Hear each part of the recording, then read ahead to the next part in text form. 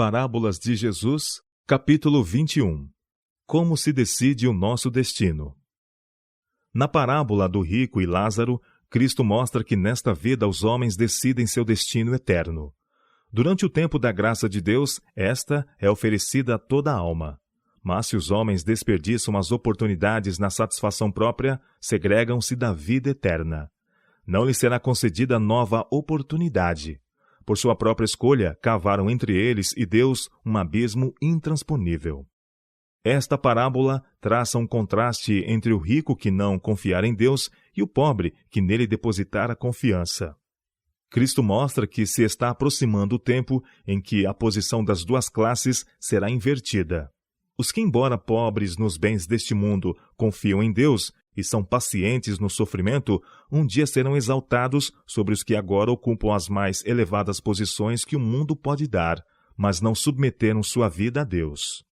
Ora, havia um homem rico, disse Cristo, e vestia-se de púrpura e de linho finíssimo, e vivia todos os dias regalada e esplendidamente. Havia também um certo mendigo, chamado Lázaro, que jazia, cheio de chagas, à porta daquele, e desejava alimentar-se com as migalhas que caíam da mesa do rico. O rico não pertencia à classe representada pelo juiz injusto, que declarava abertamente seu desrespeito a Deus e ao homem. Professava ser filho de Abraão, não maltratava o mendigo, nem exigia que se retirasse porque sua aparência lhe era repugnante. Se este pobre e asqueroso espécime da humanidade era confortado por contemplá-lo ao passar os portais, o rico consentia que lá permanecesse, mas era egoístamente indiferente às necessidades de seu irmão sofredor. Não havia então hospitais onde os enfermos pudessem ser cuidados. Os sofredores e necessitados eram trazidos ao conhecimento daqueles a quem Deus confiara riquezas, para que deles recebessem auxílio e simpatia. Assim se dava com o mendigo e o rico. Lázaro estava em grande necessidade, pois não tinha amigos, casa, dinheiro, nem alimento. Contudo, era deixado ficar nesse estado dia após dia, enquanto toda a necessidade do nobre rico era suprida. Ele, a quem seria tão fácil aliviar os sofrimentos de seu próximo, vivia para si mesmo, como fazem muitos hoje em dia. Hoje, em nossa vizinhança, muitos há famintos, nus e sem teto. Se negligenciarmos repartir nossos meios com esses necessitados e sofredores, pomos sobre nós um fardo de culpa, que um dia temeremos enfrentar. Toda avareza é condenada como idolatria. Toda condescendência egoísta é, aos olhos de Deus, uma ofensa. Deus fizera do rico um mordomo de seus meios, com a obrigação de atender justamente a casos tais como o do mendigo. Fora dada a ordem: amará, pois, o Senhor teu Deus de todo o teu coração, e de toda a tua alma, e de todo o teu poder. E amarás o teu próximo como a ti mesmo. Deuteronômio, capítulo 6, verso 5, e Levítico, capítulo 19, verso 18. O rico era judeu, e como tal conhecia os mandamentos de Deus. Esqueceu, porém, que teria que prestar contas pelo uso dos meios e capacidades a ele concedidos. As bênçãos do Senhor sobre ele repousavam abundantemente, mas as empregou egoístamente para a própria honra e não de seu Criador. Proporcional à abundância era sua obrigação de usar as dádivas para erguer a humanidade. Este era o mandamento do Senhor. Mas o rico não pensara na obrigação para com Deus. Emprestava dinheiro e recebia juros do mesmo, mas não devolvia juros do que Deus lhe emprestara. Possuía conhecimento e talentos, mas não os aperfeiçoava. Esquecendo sua responsabilidade para com Deus, devotara todas as energias ao prazer. Tudo de que era rodeado, o círculo de divertimentos, os louvores e lisonjas de seus amigos, lhe satisfazia o gozo egoísta. Tão elevado estava na companhia dos amigos que perdeu todo o senso da responsabilidade de cooperar com Deus em seu ministério de misericórdia. Tinha a oportunidade de compreender a palavra de Deus e praticar seus ensinos, mas a sociedade amante de prazeres que escolhera lhe ocupava tanto tempo que olvidou o Deus da eternidade. Veio o tempo em que se deu uma mudança na condição dos dois homens. O pobre sofrera dia após dia, porém suportara com paciência e tranquilidade. Afinal, morreu e foi sepultado. Ninguém por ele chorou, porém testemunhara de Cristo pela paciência no sofrimento, suportar a prova de sua fé, e na morte nos é representado como havendo sido levado pelos anjos ao seio de Abraão. Lázaro representa o pobre sofredor que crê em Cristo. Quando a trombeta soar e todos os que estão nas sepulturas ouvirem a voz de Cristo e ressurgirem, receberão a recompensa, pois sua fé em Deus não era mera teoria, mas realidade. E morreu também o rico, e foi sepultado. E no Hades ergueu os olhos, estando em tormentas, e viu ao longe Abraão e Lázaro no seu seio. E clamando disse: Pai Abraão, tem misericórdia de mim, e manda Lázaro que molhe na água a ponta do seu dedo e me refresque a língua, porque estou atormentado nesta chama. Nesta parábola, Cristo se acercava do povo em seu próprio terreno. A doutrina de um estado consciente de existência entre a morte e a ressurreição era mantida por muitos dos que ouviam as palavras de Cristo. O Salvador lhes conhecia as ideias e compôs sua parábola de modo a inculcar verdades importantes em lugar dessas opiniões pré-concebidas. Apresentou aos ouvintes um espelho em que se pudessem ver em sua verdadeira relação para com Deus. Usou a opinião predominante para exprimir a ideia de que desejava todos ficassem imbuídos, isto é, que nenhum homem é apreciado por suas posses, porque tudo o que lhe pertence é unicamente emprestado por Deus. O mau emprego destas dádivas colocá-lo-á abaixo dos mais pobres e afligidos que amam a Deus e nele confiam. Cristo desejava que seus ouvintes compreendessem a impossibilidade do homem assegurar-se a salvação da alma depois da morte. Abraão é apresentado como a responder: Filho, lembra-te de que recebeste os teus bens em tua vida e Lázaro somente males? E agora este é consolado e tu atormentado? E além disso está posto um grande abismo entre nós e vós, de sorte que os que quisessem passar daqui para vós não poderiam, nem tampouco os de lá passar para cá. Deste modo, Cristo mostra a completa falta de esperança em aguardar uma segunda oportunidade. Esta vida é o único tempo dado ao homem para preparar-se para a eternidade. O rico não abandonara a crença de ser filho de Abraão, e em sua aflição é apresentado como a pedir-lhe socorro. Pai Abraão, orou ele, tem misericórdia de mim. Não orou a Deus, mas a Abraão. Assim mostrava que colocava Abraão acima de Deus e confiava na salvação pelo parentesco com ele. O ladrão na cruz endereçou sua oração a Cristo. Senhor, lembra-te de mim quando entrares no teu reino, disse ele, e imediatamente veio a resposta. Na verdade te digo hoje, estarás comigo no paraíso. O rico, porém, orou a Abraão, e sua petição não foi atendida. Cristo somente está exaltado a príncipe e salvador, para dar a Israel o arrependimento e remissão dos pecados. Atos capítulo 5, verso 31. E em nenhum outro há salvação. Atos capítulo 4, verso 12. O rico passara a vida em complacência própria, e demasiado tarde viu que não fizera provisão para a eternidade.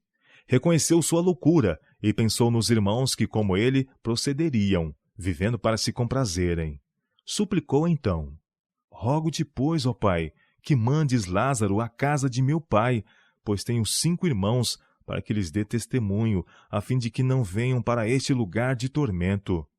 Mas disse-lhe Abraão: Tem Moisés e os profetas, ouçam-nos. E disse ele: Não, pai Abraão, mas se alguém dos mortos for ter com ele, arrepender-se-iam. Porém Abraão lhe disse: Se não ouvem a Moisés e aos profetas, tampouco acreditarão ainda que alguns dos mortos ressuscite. Quando o rico solicitava evidência adicional para seus irmãos, foi-lhe dito claramente que mesmo que esta evidência fosse dada, não seriam persuadidos. Seu pedido lançava uma injúria a Deus. Era como se o rico dissesse: Se me tivesse advertido mais cabalmente, eu não estaria aqui agora. Por sua resposta, Abraão é apresentado como a dizer: Teus irmãos têm sido suficientemente advertidos. Foi-lhes dada a luz, porém não quiseram ver. Foi-lhes apresentada a verdade, porém não quiseram ouvir. Se não ouvem a Moisés e aos profetas, tampouco acreditarão, ainda que alguns dos mortos ressuscite. Estas palavras demonstravam-se verdadeiras na história da nação judaica. O último e coroante milagre de Cristo foi a ressurreição de Lázaro de Betânia, após estar morto 4 dias. Aos judeus foi concedida esta maravilhosa demonstração da divindade do Salvador, mas rejeitaram-na. Lázaro ressurgiu dentre os mortos e apresentou-lhes seu testemunho. Porém, eles empederniram o coração contra toda evidência e até tentavam tirar-lhe a vida. A lei e os profetas são os meios designados por Deus para a salvação dos homens. Cristo disse: atentem para estas evidências. Se não ouvem a voz de Deus em sua palavra, o testemunho de alguém que se levantasse dentre os mortos não seria atendido. Aqueles que ouvem a Moisés e aos profetas não requererão maior luz que a que Deus deu. Mas se os homens rejeitam a luz e deixam de apreciar as oportunidades a eles proporcionadas, não escutariam alguém que dentre os mortos se lhes acercasse com uma mensagem. Não seriam convencidos nem por esta evidência, porque os que rejeitam a lei e os profetas endurece o coração ao ponto de repelir toda a luz. A conversação entre Abraão e o homem outrora rico é figurativa. A lição a ser tirada dela é que a todo homem é dada suficiente luz para o desempenho dos deveres dele exigidos. As responsabilidades do homem são proporcionais às suas oportunidades e privilégios. Deus outorga a todos luz e graça, suficientes para executar a obra que lhes deu para fazer. Se o homem deixa de fazer o que uma pequena luz mostra ser seu dever, maior luz somente revelaria infidelidade e negligência no aperfeiçoamento das bênçãos concedidas. Quem é fiel no mínimo, também é fiel no muito. Quem é injusto no mínimo, também é injusto no muito. Lucas capítulo 16, verso 10. Quem recusa ser iluminado por Moisés e pelos profetas e pede a execução de algum milagre maravilhoso, não seria persuadido se seu desejo se cumprisse. A parábola do rico e Lázaro mostra como são avaliadas as duas classes representadas por estes homens no mundo invisível. Não é pecado ser rico, se a riqueza não for alcançada por injustiça. Um homem rico não é condenado por possuir riquezas, mas a condenação sobre ele paira se os meios a ele confiados forem despendidos egoístamente. Muito melhor faria se depositasse seu dinheiro ao lado do trono de Deus, usando para fazer o bem. A morte não empobrecerá ninguém que assim se devote a procurar riquezas eternas. Mas o homem que acumula dinheiro para si não poderá levar aos céus. Demonstrou-se um mordomo infiel. Durante a vida teve boas coisas, mas esqueceu-se do dever para com Deus. Deixou de assegurar-se o tesouro celeste. O rico que teve grandes privilégios nos é apresentado como alguém que deveria haver cultivado seus dons de modo que suas obras atingissem o grande além, levando consigo as aperfeiçoadas vantagens espirituais. É propósito da redenção não somente extirpar o pecado, mas restituir ao homem os dons espirituais perdidos pelo poder atrofiante do pecado. Dinheiro não pode ser introduzido na vida futura. Ele não é necessário lá. Mas as boas obras feitas para conquistar almas para Cristo são levadas às mansões celestes. Mas os que desperdiçam egoístamente as dádivas do Senhor, que deixam seus semelhantes sem auxílio e nada fazem para a promoção da obra de Deus neste mundo, desonram seu Criador. Roubo a Deus está escrito junto a seus nomes nos livros do céu. O rico tinha tudo quanto podia ser adquirido por dinheiro, mas não as riquezas que teriam conservado sua conta justa com Deus. Viver como se tudo quanto possuía lhe pertencesse. Desdenhou o apelo de Deus e o clamor do pobre sofredor. Mas finalmente lhe chega um convite a que não pode deixar de atender. Por um poder que não pode questionar, nem resistir, lhe é ordenado que entregue os bens de que não será mais mordomo. O homem que fora rico está reduzido a uma pobreza desesperadora. As vestes da justiça de Cristo, tecidas no tear do céu, jamais podem cobri-lo. Ele que uma vez usara a mais rica púrpura, o mais fino linho, está reduzido à nudez. Sua oportunidade findou. Nada trouxe ao mundo e nada pode levar dele. Cristo levantou a cortina e apresentou este quadro aos sacerdotes e maiorais, escribas e fariseus.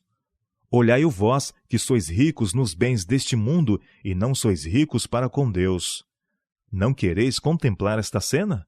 O que é mais estimável entre os homens é abominável à vista de Deus. Cristo diz: pois que aproveitaria o homem ganhar todo o mundo e perder a sua alma? Ou que daria o homem pelo resgate da sua alma? Marcos capítulo 8, versos 36 e 37.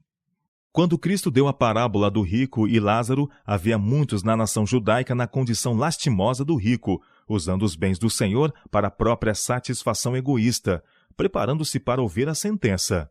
Pesado foste na balança e foste achado em falta. Daniel capítulo 5, verso 27.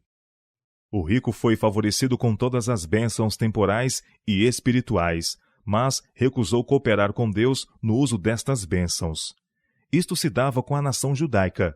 O Senhor fizera dos judeus depositários da verdade sagrada. Nomeou-os mordomos de sua graça. Deu-lhes todas as vantagens temporais e espirituais. Encarregou-os de partilhar estas bênçãos. Uma instrução especial fora-lhes dada concernente ao tratamento de irmãos empobrecidos, dos estrangeiros dentro de suas portas e dos pobres entre eles. Não deveriam procurar ganhar tudo para o proveito próprio. Antes deveriam lembrar-se dos necessitados e repartir com eles. E Deus prometeu abençoá-los de acordo com as suas obras de amor e misericórdia. Como o rico, porém, não estendia uma mão auxiliadora para aliviar as necessidades temporais e espirituais da humanidade sofredora. Cheios de orgulho, consideravam-se o povo escolhido e favorecido de Deus. Contudo, não serviam nem adoravam a Deus. Depositavam confiança na circunstância de serem filhos de Abraão. Somos descendência de Abraão, diziam com altivez. João capítulo 8, verso 33. Ao chegar a crise, foi revelado que se tinham divorciado de Deus e confiado em Abraão como se fosse Deus. Cristo ansiava iluminar os espíritos entenebrecidos do povo judeu. Dizia-lhes: se fosseis filhos de Abraão, faríeis as obras de Abraão. Mas agora procurais matar-me, a mim, homem que vos tenho dito a verdade que de Deus tenho ouvido. Abraão não fez isto. João capítulo 8, versos 39 e 40. Cristo não reconhecia virtude na estirpe. Ensinava que a ligação espiritual supera a natural. Os judeus diziam ser descendentes de Abraão, porém, deixando de fazer as obras de Abraão, provavam não ser seus verdadeiros filhos. Somente os que provam estar em harmonia espiritual com Abraão, obedecendo à voz de Deus, são tidos como da legítima descendência. Embora o mendigo pertencesse à classe pelos homens considerada inferior, Cristo o reconhecia como alguém a quem Abraão tomaria na mais íntima amizade. Embora o rico estivesse rodeado de todos os luxos da vida, era tão ignorante que colocava Abraão onde devia estar Deus. Se tivesse apreciado seus elevados privilégios e permitido que o Espírito de Deus lhe moldasse o espírito e coração, teria procedido de maneira muito diferente. O mesmo se dava com a nação que representava. Se tivessem atendido o convite divino, seu futuro seria totalmente diverso. Teriam mostrado verdadeiro discernimento espiritual. Possuíam meios que Deus poderia multiplicar, tornando-os suficientes para abençoar e alumiar todo o mundo. Tinham-se, porém, afastado tanto das prescrições do Senhor que toda a sua vida estava pervertida. Deixaram de usar as dádivas como mordomos de Deus, de acordo com a verdade e justiça. A eternidade não era tomada em consideração, e o resultado de sua infidelidade foi ruína para toda a nação. Cristo sabia que na destruição de Jerusalém, os judeus se lembrariam de sua advertência. E assim foi. Ao vir a calamidade sobre Jerusalém, quando miséria e sofrimento de toda espécie sobrevieram ao povo, lembraram-se destas palavras de Cristo e entenderam a parábola. Acarretaram sobre si mesmos sofrimento, pelo menosprezo de fazer brilhar a luz dada por Deus ao mundo. As cenas finais da história deste mundo são-nos retratadas no final da história do rico. O rico professava ser filho de Abraão, porém foi alienado de Abraão por um abismo intransponível, o caráter incorretamente formado. Abraão servia a Deus, seguindo sua palavra com fé e obediência. Mas o rico não pensava em Deus, nem nas vicissitudes da humanidade sofredora. O grande abismo posto entre ele e Abraão era o abismo da desobediência. Muitos há hoje em dia que estão seguindo a mesma trilha. embora membros da igreja, não são conversos. Podem tomar parte no culto religioso e cantar o salmo. Como o servo brama pelas correntes das águas, assim suspira a minha alma por ti, ó Deus. Porém, dão testemunho de falsidade. Aos olhos de Deus, não são mais justos que o maior pecador. A alma que anela excitamentos de prazeres mundanos, o espírito cheio de amor à ostentação, não pode servir a Deus. Como o rico da parábola, essa pessoa não tem pendor para combater os prazeres da carne. Anseia satisfazer o apetite. Escolhe a atmosfera do pecado. Repentinamente é arrastado pela morte e baixa ao túmulo com caráter formado durante a vida em parceria com os agentes satânicos.